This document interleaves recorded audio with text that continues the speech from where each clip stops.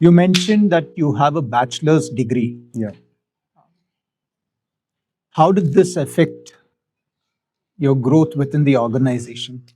No, I wouldn't say to a large extent. I mean, so the bachelor's, I would say the degree is a minimum requirement when you start off working at the moment. When I got into the industry, that was a minimum requirement for that particular role.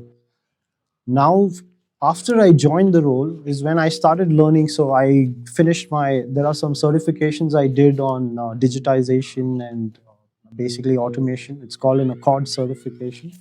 I did that through work.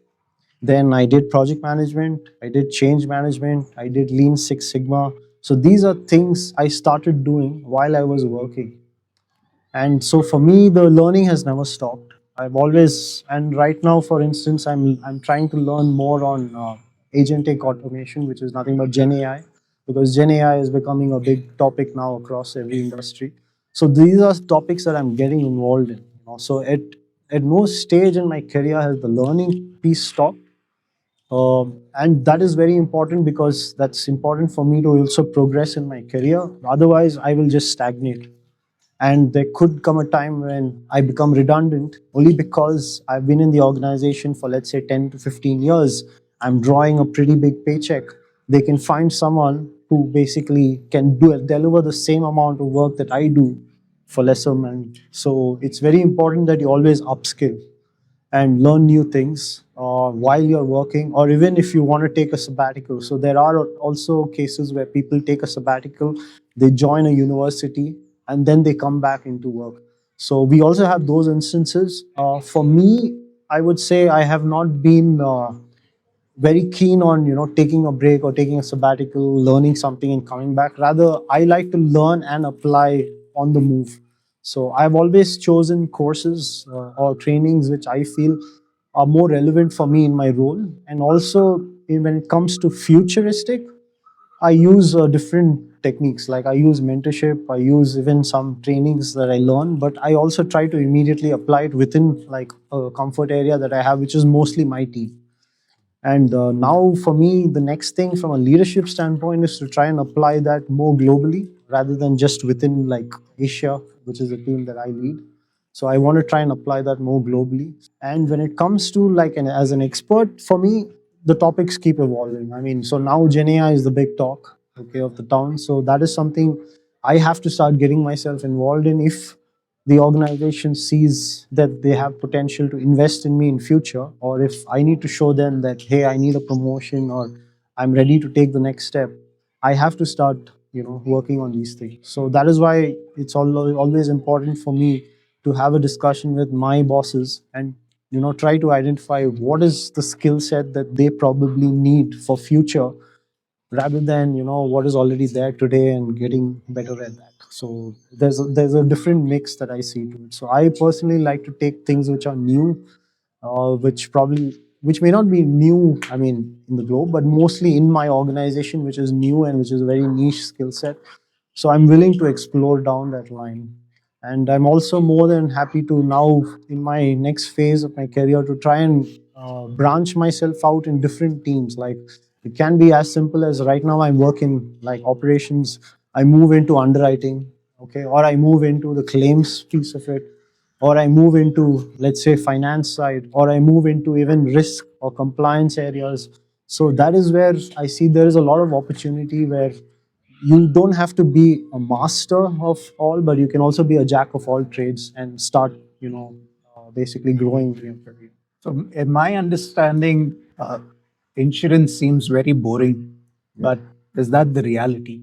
Yes, I have to admit that as per data, I mean, I'm talking facts. I've always, because insurance, if you look at professionals who join the industry, they are mostly much aged people. Like you don't find like extremely young people joining insurance. But I think that also will change in the future, and mainly because I believe the younger generation is. I mean, I've heard that they're more worried about sustainability and resilience, and insurance is nothing but a product that promotes such things. So I mean, so basically what insurance does is It helps you in the time of dire need, which ensures that you become resilient. And at the same time, insurance is now also an industry that is promoting sustainability. So we want to try and basically provide insurance to industries which basically help with sustainability practices and things like that, rather than industries that are just there for profit. So there's a lot of shift happening in the insurance industry. I think if there are any resources, the World Economic Forum that is held usually once a year in Davos is a good example, where a lot of the industry leaders from insurance came together, and they were even debating about climate change and things like that. Because today the biggest the problem with the insurance industry is natural catastrophes and man-made disasters, and mostly like flooding, the recent earthquakes. So these losses are increasing like with a great scale and a great magnitude.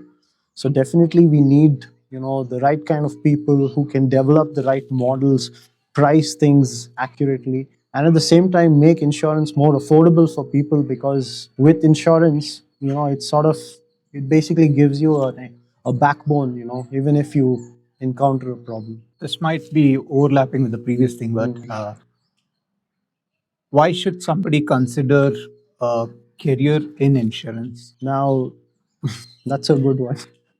What should someone? Okay, if you're interested normally in risk and risk mitigation, insurance is the field for you. If you like basically developing models, or you're interested in statistics, then insurance is a field for you, mainly on the actuarial side or on the reserving side. So these are potentially some of the areas where, depending on the interest, insurance can be the industry that you look at. So mainly, I would call it as, if you're interested in understanding risk and mitigating it, if you're interested in basically looking at statistical models, you like pricing things, you like building models on your own, uh, then definitely insurance is the right industry. You could also argue that if you're, so normally what happens is, people from different industries, they, like for example lawyers, they normally switch into insurance. That's because insurance is also a field where you have, it's basically contractual language. So a lot of lawyers also switch from the legal profession into insurance to basically help write better contracts, or to resolve issues between the insureds and the clients or the insurance companies. So there are different areas, and if you're an engineer, you're a risk engineer, that there is a field for you in property. If you're someone who's interested in ships, you have marine insurance. If you're someone who's interested in financial sort of instruments, then you have like credit and surety sort of insurance. So it's pretty, the field is pretty vast, and there are different areas in which you can even specialize within insurance. It's just to help you out. What does risk and mitigating risk mean? I mean, in very simple terms, now I'm standing here, okay, and let's say this tree falls down on me. So that is a risk, okay. Now, how do I mitigate that risk? Is basically I take an insurance on myself to ensure that even if something were to happen to me, that I can use insurance to basically come back to, or reinstate myself to where I was at, or to get better or whatever. So that is a simple example that I can give of risk and mitigating risk. Yeah. Or you could also mitigate risk. I mean, I was just giving you the insurance example, but you could also mitigate risk by maybe placing yourself away from the tree to ensure that even if the tree falls, nothing happens. So that's also a way of mitigating risk. For any viewer who would like to understand more about building a career or getting into a career in insurance, how can they go about it? Where can they gain more knowledge about this field? Yeah, so the III, which is the Insurance Institute of India, is a good place to start with. There's also Lloyd's of London, so they have their own courses. Like how it's not probably people might not be aware, but similar to like how you have company secretary or chartered accountancy, you also have an insurance institute that has their own courses, and you have the same concept like fellowship, associate, and that is how you get better at the field. And at the same time, where I'm into, my field is reinsurance. Okay, that's even bigger. So that's all. There is also a specific course and offered by the Insurance Institute of India, even for reinsurance as well. So that is locally in India, but you also have UK affiliated institutes. You also have American affiliated institutes, Australian institutes that also offer the same thing. Okay, this was something new. I didn't know there was an Insurance Institute of India. Obviously, we know about the CA thing, Yeah. but yeah, thanks. So, for any viewers who are more interested, we will be putting the link down to the India Insurance Institute of India. You could explore that and then gain more information and knowledge about the field. Sure. Um, And also the Actuarial Institute as well for people who are interested in becoming actuaries, which is a very sophisticated job and one of the highest paid jobs as well. Oh, thank you. Thank you for that. Now, back to the workplace. Have you experienced any toxicity in the workplace? And if you have experienced, how do you deal with them? Yeah, so I mean, I have experienced both sides of it, to be honest. So I'll first start out with the side where I have been toxic to others. Okay, so I mean, it simply came out as so I was basically in a team where I was working solo in first, working in one particular area, and then I was brought into a team setup where I had to work with two or three people under a common leader, and at that time. I was doing things basically because I wanted to show that I'm better than the others. And unfortunately, in that quest to basically outshine, I made a lot of people distant. I mean, people started distancing themselves from me uh, only because of the fact that I would put others down and show myself as being better. And I mean, the realization dawned upon me when basically what used to happen was during the beginning of the year, we decide what goals we want to set and what we want to achieve. And at that particular stage, a lot of people disagreed with me or they weren't willing to contribute to any of the goals that I was planning to set for the team. And that is when I just opened up. I asked them what's the issue, and then they told me that I was creating an environment of competition which is not healthy. It was more unhealthy competition, and yeah, and after that it's I've never looked back again. I've obviously changed myself in terms of how I deal with people, how I work with people, and take them on board rather than just leave them and try to win the race. So that was one example. How did you mend these relationships? It's mostly through dialogue. I mean, so it can sometimes, yeah, it takes a lot of time and effort as well. Fortunately for me, the people also recognize that I was good at what I do. So that helps a little bit in terms of if you're good, extremely good at what you do, people will have a little bit of confidence in you. So you just need to sit down, have a conversation, and then try and bring them on board. It's much more easier. But if it were the other way around, where I'm just can I use language? No. Okay, like let's say if I'm just throwing things around but I don't have any credibility, then it's far tougher. So fortunately in my case, I was credible with what I was doing. It's just the method of what I was doing which was a problem. And so conversation with them, with the rest of my team, actually helped. And I had my basically my team leader at that time sort of mediating or acting as a mediator between me and the other members of the team, which also helped. So that is where even leadership is important, because the leader has to make sure that the team is well knit and working together. And if it means even sort of having a go at your best employee, you should, because ultimately it's not just one person, the team, it's the entire team that needs to be successful. And so the leader sometimes will take that bold decision to go have a whip at even the best performer, only to ensure that the team is more sustainable in what they can achieve and go about it in a better way. How do you deal with a toxic work environment? So I look at it in two ways. One is, can I do something about it?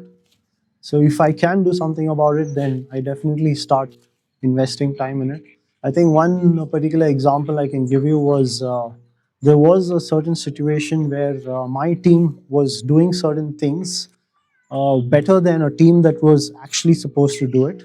Okay, sometimes it happens, right? So then that's where some people are proactive. They want to take on more responsibilities, and then they do that. But then there is a team that is actually mandated to do it, which is not delivering, or they feel that you're overstepping boundaries. So this created a little bit of toxicity in terms of that team would not collaborate anymore with us because they felt like we are exceeding our mandate, and they basically are losing face with their stakeholders and things like that. So that created an element of toxicity. So this is one example where it was more of sitting down and agreeing on what we should basically do as a team. What is our mandate?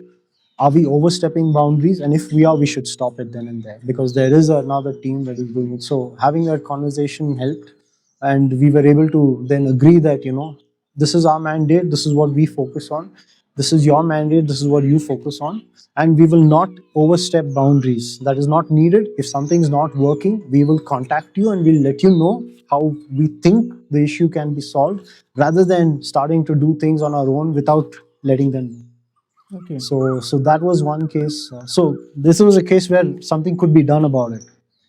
Now, if nothing can be done about it, then I basically quit the scene. I basically exit. So, I mean, have there been examples? Normally not, because in a good organization, normally people are willing to come to the table, sit and have a dialogue, or even a negotiation. Mostly, I call it a negotiation, where I bring my alternative, they bring their alternatives, and then we discuss it.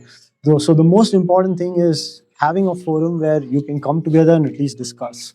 So even if something is toxic, there should be some forum for you to address it. Now, I don't know, but if there are such organizations that don't have such forums, then it creates, yeah, then I would probably see that employees leave the organization, or they will find ways to jump ship as and when something comes up or whatever. So yeah, that's the way I look at it. How important is it to communicate effectively in a work environment? This is extremely important. It's one of the top skills that is needed in no matter what role you play in an organization. And it's all about listening attentively, and at the same time understanding and delivering also as per the expectations. So without communication, the problem is you will never achieve your goals because you will not understand what is important, what is priority versus what is a priority for the others.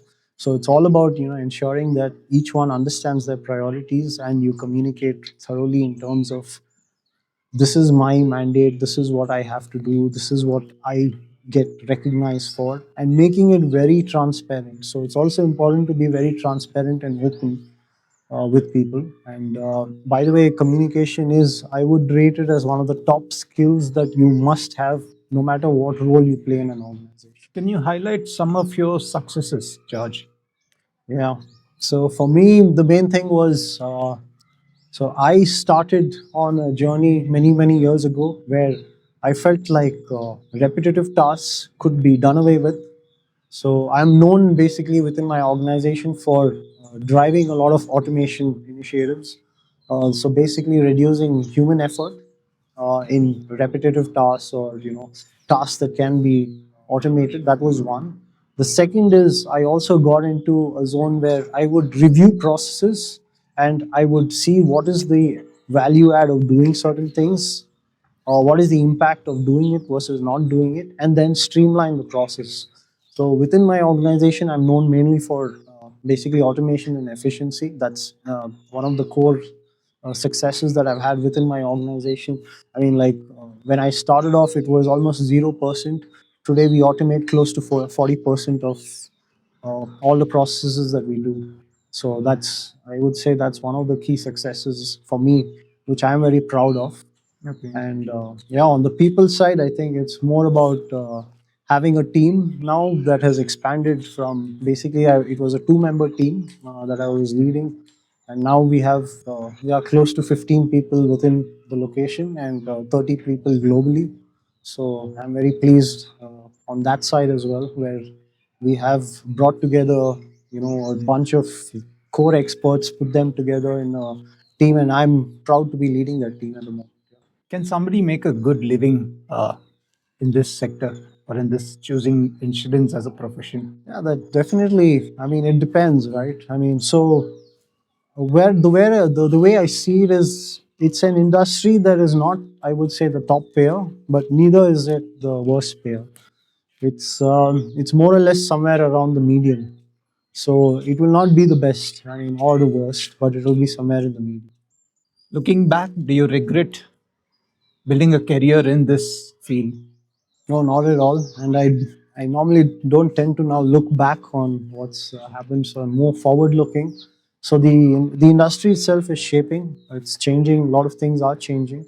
So that, like I said, now I am getting into a space where I want to see what Gen AI can do for basically this industry and for my organization.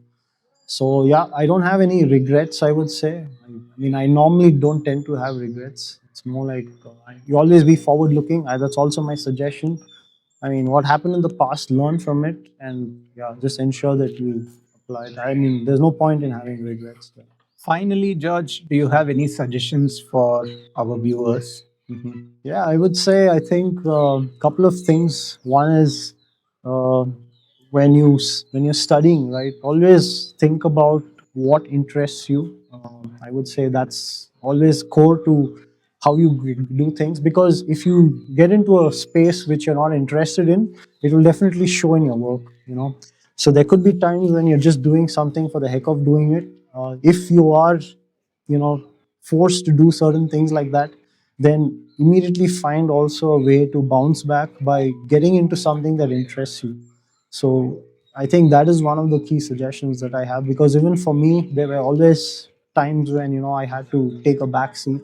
I would be put on projects where I wasn't or totally on board. It's not my area of interest, versus a project where it's totally my area of interest. And always, I was always successful when my interest sort of worked or coordinated well with the intent that I had. So I would always suggest go with your interest, one. And two is keep upskilling. That's extremely important. Learn new things. I mean, be curious. Try to also experiment. There's no harm. Okay, you will have fail sort of small spaces in which you can experiment, and always do that. And thirdly, yeah, ensure that you network well within an organization. Have mentors. Feel free to approach people when you have a problem, you need help. There's nothing wrong in asking for help. So these are certain things that I would suggest. Thank you so much, George. And from Resolve, once again, wish you the very best in all your future endeavors. Thanks, Sandy, and wish you and the viewers also the best.